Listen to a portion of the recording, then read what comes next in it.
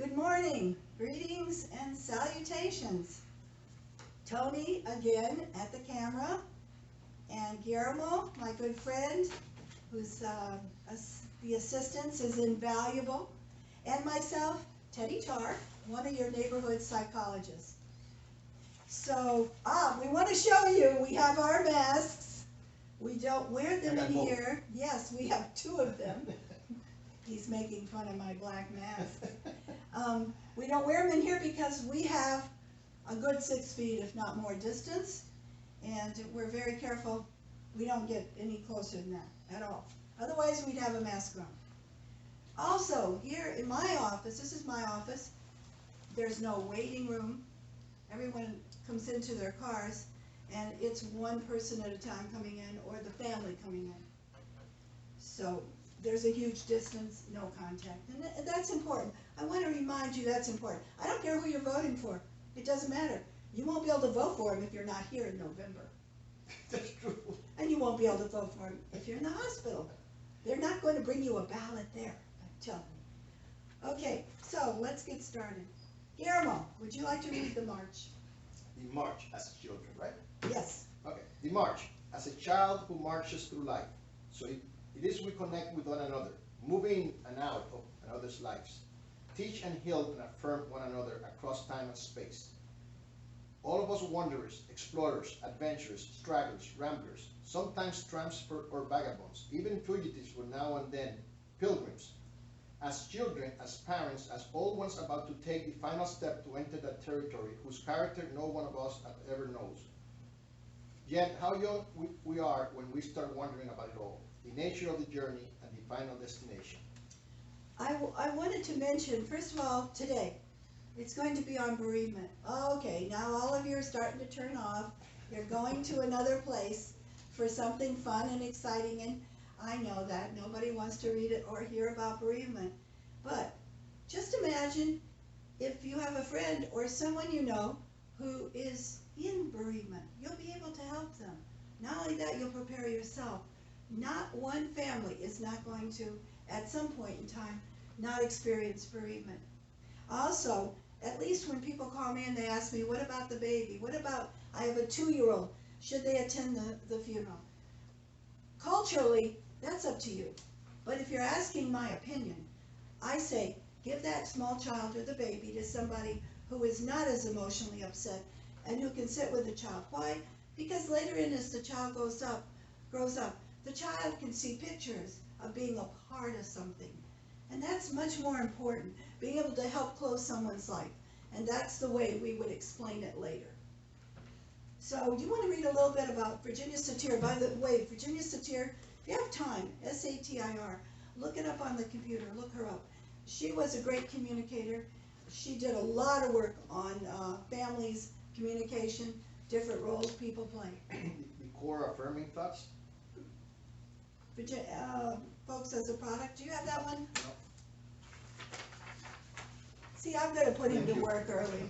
I always work, I don't know why. Virginia Satir, the great communication. Folks as a product of negative family scripts need to learn how to communicate with feelings, to realize our self-worth, free ourselves from blocked emotions. Okay, so one of the things, if you have the time, I'm not going to go into every one that I'm going to mention. So if you're really interested in this, you play it again, you take notes. Maslow had a theory which was called, it was really about having a triangle and having various rungs that were where you would accomplish something in that rung and move up and move up and move up. It was a self-actualizing theory. In essence, it didn't mean you moved up to the top and that was it. It meant that you kept moving back and forth in all of those rungs. And so what he said was, I think it's so important today to understand, it's so easy, the concept, that you have to have your physiological needs met first. You have to have food, clothing, water, shelter, those lower end needs before you can do anything. So people who are on the streets don't have jobs, who don't have money, who are going to lose their homes, who don't have food, who are relying on people for donations, Very important. If you have a charity, we're always supporting. Even if you don't have enough money, even if you don't have lots of money, your little bit of money might feed somebody for a meal. So his whole idea was you meet these physiological needs first, then you meet the safety needs, like a checkbook, like being able to take care of yourself financially, like being able to take care of yourself as far as your sexuality, as far as your emotions are concerned. And then to move up again into self-esteem, feeling good about yourself, not other esteem. Other esteem is I have to have other people tell me how wonderful I am. I usually don't hear that in everybody, honestly. People now get to the door and say, oh, great, Gowana. Oh, I'm so glad I was here. Most people walk in and say, oh my God, I don't want to be here, but I have a lot to talk about. All right, love and belonging needs. If you don't have these other lower in needs, it's very hard to be able to free yourself to love and have a relationship, to feel like you have one with your family, with friends, and so on. And then at the very top of his pinnacle, of his triangle, was self-actualizing, where you can let go of a lot of external needs, and you're more able to handle your internal needs.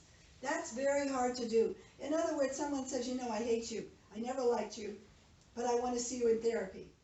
I've heard that. It's hard to believe I've heard that, but I have heard that. And it's very hard to say, you know, I never liked you either, and how come I have to be the victim here? And yet I can only tell you that I've seen people I didn't like in the beginning, and the relationship over time changed as I began to understand them and accept them for who they were. So, we can be wrong sometimes about people. It's a lifetime learning. So the core affirming thoughts. Well, you know, I like questions and answers. Oh, yes, I know you do. That's what I like. Okay. I come here to do that, but she doesn't allow me to, but I'm going to ask you one now anyway. Okay. Who do you think benefits from this video? You and me. No. We're probably going to be the only two that'll watch the bereavement, and Tony has no choice. Well, we have sometimes loss of a friend, loss of a family member, Right. Anyone facing a struggle in life. All of those folks. Also, right now with the corona, we sort of think of one person or two people being affected. Actually, everyone in the community Is affected. Yeah, and of course, if you were watching Kennedy, and and you saw the caissons moving in the body, and who would ever forget John standing on the side? I think it's a matter that was national grief, and right now the marching. Yes. We have collective mourning for generations and for all kinds of things. It isn't only death; it's losses, period. And they can start way back, and believe it or not, it's never too late to mourn something that you never finished mourning. Does that help? Yes. Okay. That's a good explanation. Okay. I'll buy that one. Okay. All right. Okay. Core affirming thoughts. Okay. Self-acceptance, not complacency. Indeed, kindness, respect, support, encouragement are the soil and climate for development self-esteem. Better self-talk. Others are self-critical. What's wrong with me? I should have known better. Why am I so dumb? Okay, if you're giving yourself messages, negative messages, yourself remembers your messages better than it remembers anyone else's messages. And if you feed yourself all the time how sorry you are, how bad you are a person, and so on, I don't forgive myself for making mistakes. I mean, a lot of times people can come in here and they feel badly about something, and I'll say, well, how long ago was it? 25 years. 25 years. And I always say the same thing. Could you leave it in here? Let me store it someplace. And if you want to talk about it later, we'll pull it back out. But isn't that time to give it up? Yeah, I find that a lot of people that are negative brings negativity to the rest of the people that they're with. Absolutely. It's Yes. infectious, Yes. just like happiness is. That's why I tell my workers, I'd rather have a good attitude person than a bad attitude person anytime. Yes. Yes. And of course, I feel like I'm like the complaint department at the store. If you come in here and you feel good, why are you here? You just won the lottery and you don't know how to spend the money? Spend the money. Yeah. So, still rough edges and imperfections. Hopeful. To lower negative thoughts that undermine self-esteem. Bend, not break, like the palm tree. Yeah, remember Andrew? Yeah. A lot of the ficuses, they were huge in front of, I remember the ones in front of Baptist Hospital, every one of them came down. Their root system couldn't support that huge crown, right? Yeah, and the palm trees will bend Right. almost to the ground, Almost. but they will snap back. I remember as a northerner coming down to Florida the first time and going along A18 and seeing all those palm trees and almost parallel to the ground, I guess from the trade winds, is that correct? Mm-hmm. And I was just amazed that they could still live.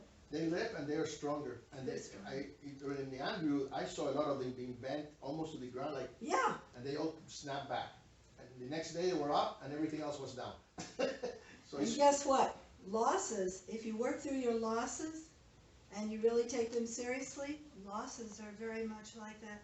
Losses can cause a lot of sorrow, but it can also lead to a lot of wisdom. Suffering can lead to wisdom if you work through your losses and you come to terms with them.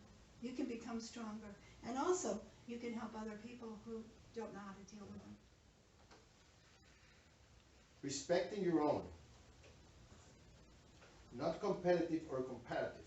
Growing means elevating others along with the self. Growing results from applying principles, and that elevates. Growing is a climbing, not arriving and processing. Being on track and moving. We talk about the train pulling into the station. All of a sudden the balloons are going off and there's some kind of celebration because you've met your destination. But in truth, that rarely happens. It is the ordinary, and celebrating that every day. So, the coping skills workbook. There's a great workbook out there. All our coping skills come from childhood. It's the same ones we learn when we're teensy and we start growing up that we have as adults. So, being able to adjust our attitude, discovering our choices, asking for help, accepting imperfection in ourselves and in others. Give yourself a relaxation break. Some of us give too much of a break. Plan ahead. Take one step at a time. Take care of ourselves. And dealing with our feelings. Those are all important. One thing about the video, at least if you are interested in something, you can replay it and then take a pencil and paper and take it down. I am putting most of the handouts, as you know, online. Let me ask you another question. Okay. What if we had a serious loss and have another one in a short period of time? How do you handle that? How do you handle that? And that would be true of multiple losses. Let's say there was a car crash and we lost 2 people. They have to be grieved individually. They can't be grieved collectively because your relationship with each one of them is different. And by the way, 2 sisters losing a parent, that relationship with that parent is different for each one of those sisters. And we sort of forget that. And the temperament of each one of those sisters. And some people do not show their grief, so it's not visible. They hide their grief. It doesn't mean they're not grieving. So if we have 2 losses back to back, it's called tandem mourning. Tandem being like, the bicycle where it has 2 seats on it. Again, you're going to have to mourn each one of them. For instance, there have been times when people have been at a funeral and somebody dies at the funeral. They've been overwhelmed by the grief. So that has to be, again, you have a funeral on top of a funeral. Yeah. So, self-esteem. A little bit about enhancing your self-esteem. As I said, that's internal. That is not compared to, that comes from childhood, and in general, most individuals who come in here, their self-esteem and their life looks pretty close. I rarely have anyone who has very, very high self-esteem and multiple problems, nor the reversal. Multiple problems and low self-esteem. That doesn't usually happen. A traumatic event is the exception. If you have a traumatic event like a post-traumatic stress disorder, yes, then you can have an off-balance there because something's happened to you, has hit you, and now you're struggling no matter who you are, and it has nothing to do with your personality, nothing to do with your coping or your problem solving. You were hit with something, and now you have a post-traumatic self having to handle it. So, the techniques for creating positive self-esteem. Good self-talk. mean, I have things I say to myself, you know, God didn't make a wimp. Do I really have a choice here? I have a philosophical system that says, no matter what, I have to do this. I have to be able to do this. Not giving yourself a lot of negative messages, because you've got to come across over those. Those are hurdles. You have negative messages, you're going to have to come over them. Examining your unrealistic expectations. Most people come in here and they think they come in here to get better. Oh, how can they ever think they can come in here to get better? Anyone who would know me would know that's probably not a possibility in the beginning. Because you're coming in because you've tried everything. Most of the time people have tried everything. The problem is we need sometimes someone to co-journey with us and to help us to do the work. And we don't need them to program us. Does that make sense? It does. Okay. So a therapist usually isn't fixing it. A therapist is working with you, helping you to get in touch with how you can fix it.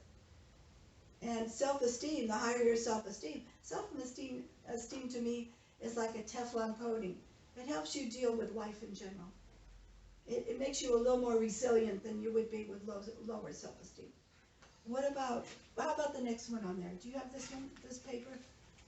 Okay, the next page on the self-esteem. Accepting the fact that history cannot be changed. Well, I think what we're seeing today is, it should be that page right there.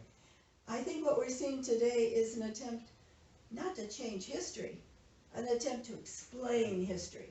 I think there's a difference. Is that not? I think most of the marching isn't about changing history. It's about explaining history in what people would say would be a more accurate way. By the way, nothing is without prejudice. Even research. You still have the researcher who is not perfect.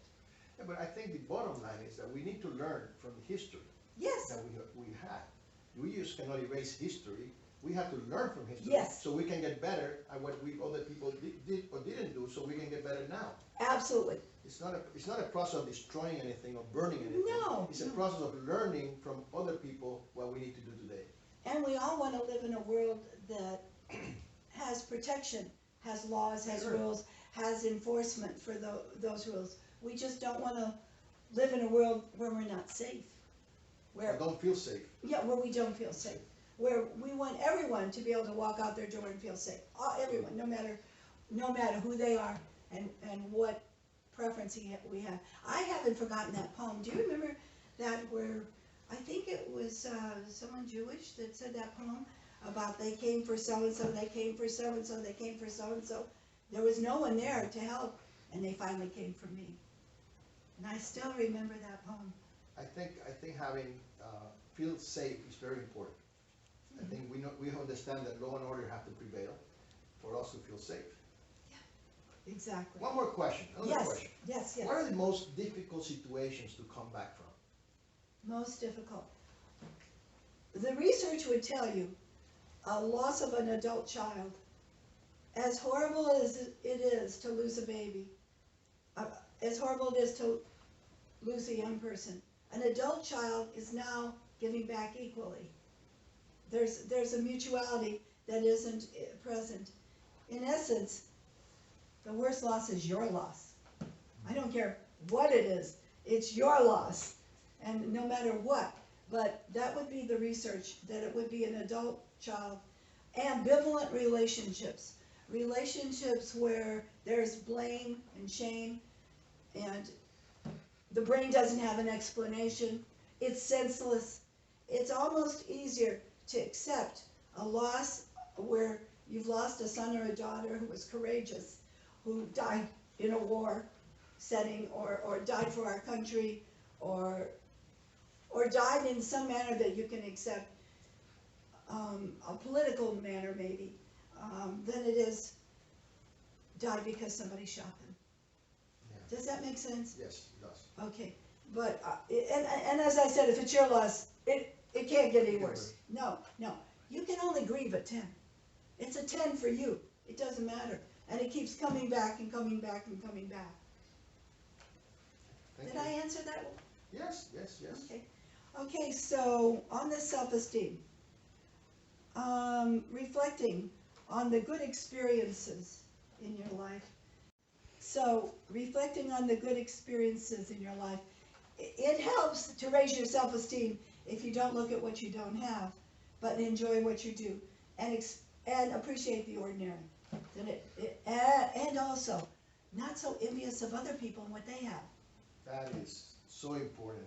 Absolutely. Because I think envy and jealousy is two of the most distracted things that a person can have against another person. You know, when you drive up in that brand new I know, SUV, I know. and I have my 1996 Cabrio. You're not jealous, no? You know why? I wouldn't be able to drive it. I'm such a terrible driver, I'd kill somebody. My little teensy car is like a roller skate. That's the only reason I'm not jealous. Okay, Yeah. I'm just giving you a hard time. I'm not bringing that car anymore. Oh, no. You're going to Uber. Okay, set positive goals for the future. That's important. And I just wanted to read a couple of things so that you know that it's real important that you feel good enough about yourself. I think that there is nothing online. I'm not a real good person on finding things, but you can find almost anything online. I have mentioned that in all the videos, even though I'm not a techie, because I think it's important. Also, your looks. Well, let's see. When I was in my 20s and 30s, well, in my 20s I think I was pregnant a lot, but in my 30s, my 40s, my 50s, I knew when I stood in front of that mirror what question to ask. I didn't ask dumb questions, and now that I'm in almost my 80s, I've almost hit my 80s, I'm not asking that stupid question, mirror, mirror on the wall, who's the fairest of them all? Who's smart? Who makes really good cookies? Whose phone rings all the time? You know what I'm saying? You have to know what question to ask the mirror.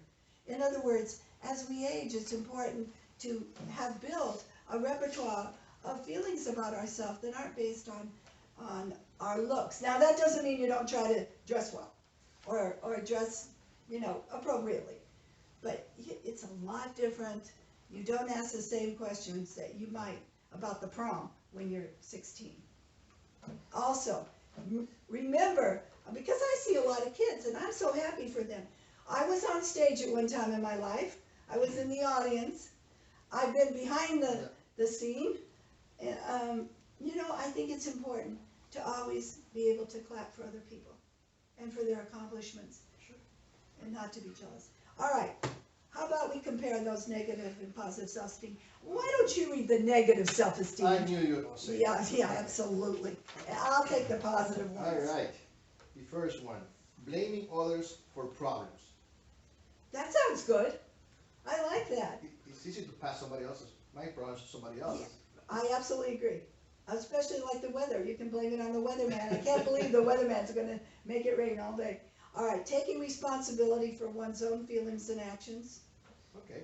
How about looking suspiciously at compliments? Giving and taking compliments graciously. Don't say something you don't mean. On the other hand, don't ask me about something you know you're going to get an honest answer if that's not what you're looking for. You need to know who to ask, right? Who will lie to you. Holding on to guilt from the past. And that's so easy to do. And my thing is, each of you, if you're looking at that, say to yourself, how long ago was it? Do I really have time in my life and space in my brain to let it rent space? Because there's always something else trying to push it out. So focus on the present and the future, learning from the past. Nagging, judging, and controlling. Listening openly to others and not doing any of those things. Don't judge. First of all, isn't it amazing? But someone else's loss seems so teensy compared to our losses. Never compare losses. Letting oneself go physically. Take good care of your body. I do. And your appearance. You do. How many hours do you? I'll bet Guillermo spends more time in front of a mirror than I do. I do not. I don't believe it. Making decisions based on external feedback. Okay, making decisions from internal values instead. Look, here's your thoughts, here's your feelings. Your history has thoughts and feelings connected with it. So sometimes these two things can interfere with our judgment. Go up here and pick out your value system. If you take your thoughts and your feelings, take it through your value system, it'll help you decide what to do. Avoiding risks, sticking with the known. Ah, yes, I like that. But how about taking risks and challenging oneself? We can't grow if we never take any risks. Yeah, we cannot fear taking risks. No. Ridiculing others when they appear foolish. Okay, so better to laugh at oneself. And I'm pretty good at that. Sometimes I can do some pretty dumb things. And I never try to put somebody else down, and I don't like blaming somebody else for something I've done. Seeing mistakes as failures, expecting perfection in others. Well, we haven't got our gigantic balloon up, but it'll be up before this one probably. And being able to understand everybody makes mistakes. Everybody. I think when you get, well, how about when you hire somebody? What do you say to them? Are they going to make mistakes? They are. No matter who it is. No matter who they are. What I tell them though, my thinking is always being, ask questions if you don't know. Which helps Which to helps prevent the prevent mistakes. mistakes. Because I tell them, nobody's perfect. Nobody knows everything. The more you ask, the more you learn. And if you are not sure of something, always ask somebody that can help you. I like that. That's good. Okay. Not dealing well with criticism, becoming angry and defensive. I remember as a kid it was called constructive criticism. It was always supposed to be constructive. Well, I'll be honest with you. Nobody wants to hear anything critical. No one.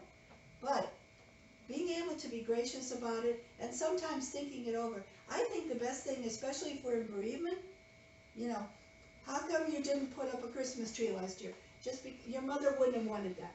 You don't know what my mother would have wanted. She wanted me to grieve for the next 30 years. She wouldn't have wanted me to ever put up a tree. I'm thinking to myself, but I don't say that. Sometimes it's important when somebody criticizes us to say to ourselves, you know what, I know they love me, and that's what I'd say. I know you care about me, and I'm sorry you feel that way, and let me think about it. Okay, we're going through this coronavirus stage of in our country, and I have a question for you. Okay. What would you say to a friend who lost a father for corona at the hospital, and he or she couldn't visit him? Which is really true today. If you have anyone in the hospital, first of all, even to go to the doctor's office, you're lucky if you get to take someone in with you. I try to remind them, first of all, I listen. I would listen to what that person said, and I would always say, how sorry I am, and if you've known the father and the relationship, if I knew that person and I knew that person well, and I was the friend, I would say, I'm so sorry, but I remember when you and your father went fishing and how happy he was that you caught the fish. You spent so much time with him over the years. All of that counted. All of that counted. And when someone's dying, they're pulling out. We're trying to hold them here, but they're pulling out. They have to be able to let go of these ties. I would try to remind them of that. Yeah, it's a difficult situation. It's the whole relationship of years. A lot of times people won't die while you're in the room. If you have a very close relationship, they will not die as long as you're there. They will wait. They may not even talk to the person who's closest because it hurts them and they see the hurt on that person's face. So a lot of times when people come in here, at least, and friends who are talking to you, same thing. You need to explain that a lot of times they will protect you from the grief. Mm-hmm. So I wanted to mention apathy. Apathy is, I really don't care. I don't care. I don't have to say it, but I don't care. How do you know I don't care? Because every time you talk about something, I change the subject. You try to talk about how you're feeling and I change the subject. It means I don't care. Empathy. Let me co-journey with you. Let me listen to what you have to say. I'm not going to take it in. It's not mine. I didn't earn it. But I can at least be there with you and encourage you to take the journey you're taking. Usually one doesn't have a whole lot of wisdom for someone else. Most of the time, that person knows what they need to do. Much better to ask, what can I do for you? How can I help you? What would be what you'd like me to do? And sympathy is, I care too much. Oh my God, your mother died. What if my mother dies? My mother could die. She's the same age, and now I'm crying, and I'm acting like it was my mother. So we can get too involved, and we're not helpful as we come too involved. You know, I found this thing. I thought you'd like reading it. It's about things we can learn from a dog. Wow, things we can learn from a dog. Number 1, never pass up the opportunity to go for a joyride. Allow the experience of fresh air and the wind in your face to be pure ecstasy. When loved ones come home, always run to greet them. When it is in your best interest, always practice obedience. Let others know when they're invaded your territory. Take naps and always stretch before rising. Run, romp, and play daily. Eat with gusto and enthusiasm. Be loyal. Never pretend to be something you're not. If what you want lies buried, dig until you find it. When someone is having a bad day, be silent. Sit close by and nuzzle them gently. Delight in That might be not good right now. Yes. You might want to keep your 6-foot The 6 foot distance and just distance. put your arms like that. Delight in the simple joy of a long walk. Thrive on attention and let people touch you. Avoid biting when a simple growl will do. On hot days, drink lots of water and lie under a shady tree. When you're happy, dance around and wag your entire body. No matter how often you're criticized, do not buy into the guilt thing and pout. Run right back and make friends. Very nice. Okay, I think what I tried to do today was think about how I could prepare us with what we need in order to do the bereavement. We need to be helpful. We need to have information about how we can be good at helping somebody and not taking them over. So this is part A of bereavement, and we're going to be doing part B, the second video. I have a question though. Okay, we'll That has close with a question. That has to do with the virus. Okay. Okay. Every time, and I see this in my office, I see this in my family, I see this with friends, that every time they have a symptom, they want to get tested. How do you relax about this? Wow. I think, you know, I had my own daughter. She had a situation for her cat bit her, and she actually had a lot of symptoms. And, you know, I had her wait because she works from home. I said to her, you know, it sounds to me like it was probably the cat. And sure enough, it was the cat. And she came to that conclusion on her own as well. So I think what it is maybe seeing, it's not a fever if it's not spiking at all over 100. It should be over 100. And the symptoms, you know, there's no reason you can't call a doctor, your doctor, Right. and just tell them and see what they think. It takes a little more than just a cold or a virus of some sort. Remember, in 4 days or 5 days, unless you're being careful, you could be testing again. Right. So I have to ask you, why are you testing? You've got to be careful with the mask, you've got to do the social distancing, and you've only, unless it's somebody very, very close to you, chances are you haven't gotten it. And certainly better to eat outside in the restaurants. Yeah, it's better to do the things. If you're not doing, you know, there's no reason that you can't take care of yourself. You don't have to explain to anyone why you're doing the things that someone else isn't doing. You just need to be kind and respectful that they don't feel they have to do them. Yeah, and you keep more than 6 feet distance between them and you, because you get scared they're going to have a problem at some point. Well, thank you very much.